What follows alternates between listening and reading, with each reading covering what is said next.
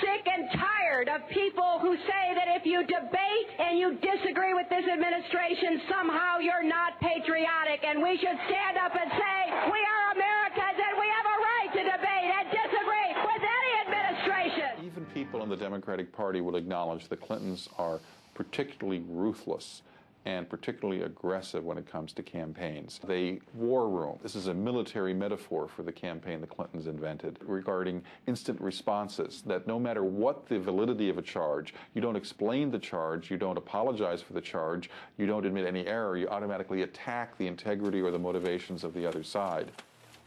And it's a small example, but a telling one. When they turned on the travel office, where you had career civil servants doing a great job providing the travel service for the president and his staff, and they wanted to get a lackey friend in, they could have fired the guy in charge, but they accused him of a crime. They tried to ruin his life in order to be able to get him out and get their lackeys in. When the Clintons moved to 1600 Pennsylvania Avenue in 1993, White House veteran Billy Dale was the director of the travel office. Dale had faithfully served 7 previous presidents, starting with John F. Kennedy in 1961. But Dale, who had actually voted for Clinton for president, would soon discover that business under the Clintons would not be business as usual. We knew that we were in for a rougher transition, because we had heard stories from Secret Service agents who had gone to Little Rock for a 2-week stay down there. And the stories that some of the agents would come back and tell us, that we just knew that it was going to be different. We didn't realize how different it was going to be. The new administration is free to fire anybody that they want to, but traditionally that does not happen. On the day of Clinton's inauguration, Wednesday, January 20th, 1993, Billy Dale got a call from an unknown woman indicating that Catherine Cornelius, the 24-year-old third cousin of President Clinton, would soon be working in the travel office. When I got to know who Catherine Cornelius was, she went to work in David Watkins' office, answering phones, but she never let up in her demands to take over the travel office. In the meantime, I get a telephone call from a gentleman in Ohio, and he wants to know how he can get in on some of the White House charter business. And I said, that's what I do. I arrange the charters. And he said, I know, but he says, we can make some money here. If I had made arrangements with that gentleman, I speculate that things would have been very different than as they turned out. That call was from Darnell Martins, a partner of Clinton's close friends and Hollywood producers Harry and Linda Bloodworth Thomason in a travel agency called TRM. When Congress investigated, they learned Harry Thomason had multiple conversations with First Lady Hillary Clinton about taking over the White House charters. At that time, I didn't even know who Harry Thomason was, but we have since learned that Catherine was reporting to him and he was reporting to the First Lady, Hillary Clinton. As Dale says, every new president has the right to hire new travel office staff, even though no president had done so for over 30 years. But not only was Billy Dale fired, along with 6 other travel office staff members, he was also locked out of his office. But that was only the beginning. And I got accused of embezzling $14,000 that I couldn't account for because the logs were missing. At the same time, D.D. Myers is in the press room briefing the White House press corps, telling them that we were being fired for criminal misconduct, and the FBI was being called in to conduct a criminal investigation. I think that they wanted to make it look like they were doing it because there was corruption over there, so nobody would criticize them, because the media liked Billy Dale and the people there. Gary Aldrich was an FBI agent for 26 years, the last 5 as an agent responsible for background checks on White House staff.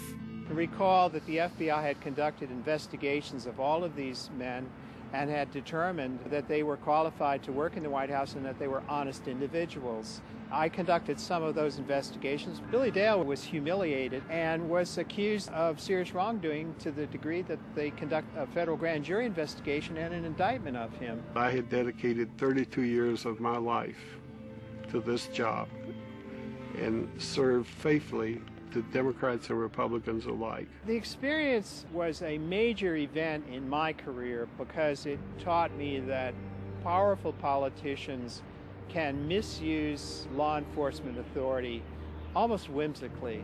And because it was the First Lady ordering the investigation, well then charges have to be found. That scared me. That was different from my experience in the FBI of 26 years. I thought if we have reached the level where a politician can get irritated with somebody and cause them to maybe end up in federal prison, we've got a serious problem. The White House Travel Office affair became known as Travelgate. When Dale's legal bills to defend himself were estimated to run as much as $750,000, he considered a plea deal, a fine of $69,000, and a brief jail sentence. Blanche and I had been married for 38 years at that time. I decided that I would have to sell my home. Could I ask her to give up everything that we had worked for? The plea bargain seemed just that, a bargain in order to save himself and his family from the unending ordeal.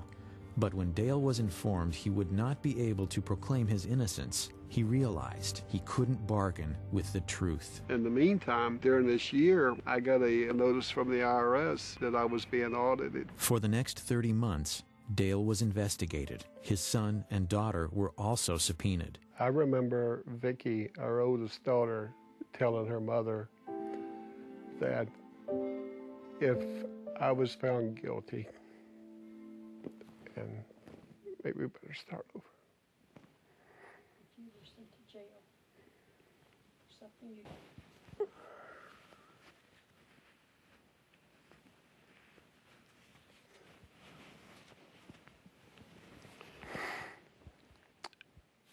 I remember during my trial, Vicki, my oldest daughter, telling her mother that if I was found guilty and had to go to jail for something that I did not do, that she didn't know if she could live in this country any longer, when the government would be responsible for doing something like that to her father.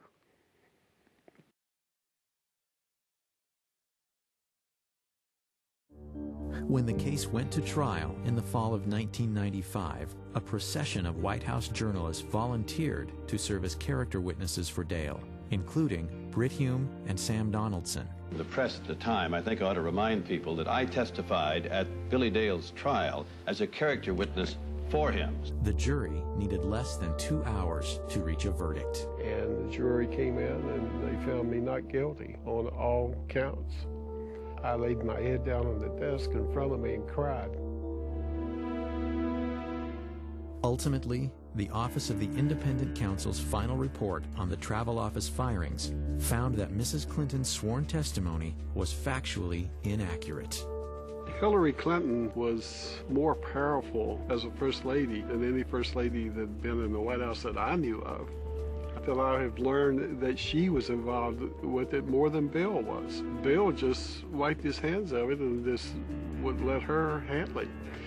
That's an example of the cynicism and the ruthlessness of the Clintons. And at the time, I think a lot of people thought that Hillary had at least as much to do with that as Bill did. What she did to the travel office, I mean, in a way, that is the most illustrative scandal because it was such an Evita Peron act of maliciousness toward these ordinary people. This guy running the travel office all these years, I'm getting them out, getting my rich Hollywood friends in. It's not even the most illegal thing they did, but it is the most contemptible thing they did. Every document that we have obtained has been turned over to the special counsel, no matter where it came from. Mrs. Clinton, can you tell us what you know about stories about shredding of Whitewater documents down in Arkansas? Nothing.